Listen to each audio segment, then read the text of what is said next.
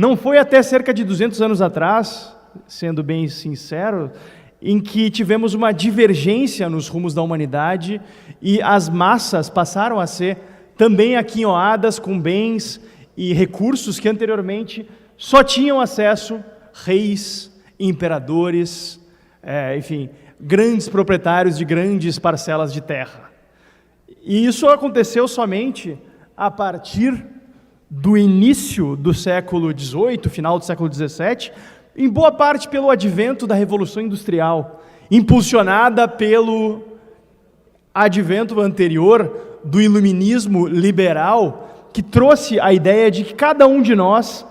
tinha que ter a sua dignidade respeitada, tinha que ter liberdade para trabalhar, para prosperar,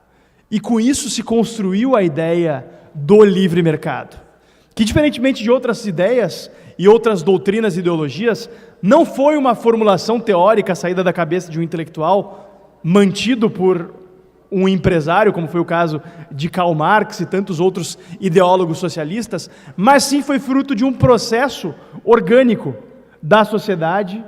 que passou a desenvolver mecanismos de trabalho, mecanismos de aprimorar os processos produtivos, e se chegou a um nível de excedentes que permitiu que a gente tivesse trocas entre comunidades cada vez mais remotas. O processo de mercado, meus caros, não só é o processo mais eficiente de se estabelecer a alocação de recursos na sociedade, mas também é o processo mais ético e mais justo, porque ele conta com a nossa disposição voluntária em cooperar como sociedade, sem precisar contar com a participação e intervenção do governo,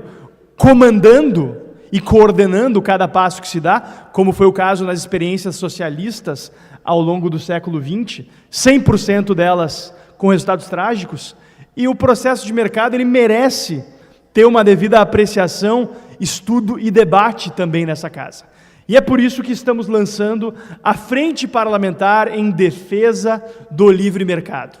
Uma casa como a Casa do Povo do Rio Grande do Sul merece ser um foro de um debate qualificado com o objetivo de se entender e se discutir melhor de que forma o livre mercado pode atuar de maneira mais efetiva nesse Estado,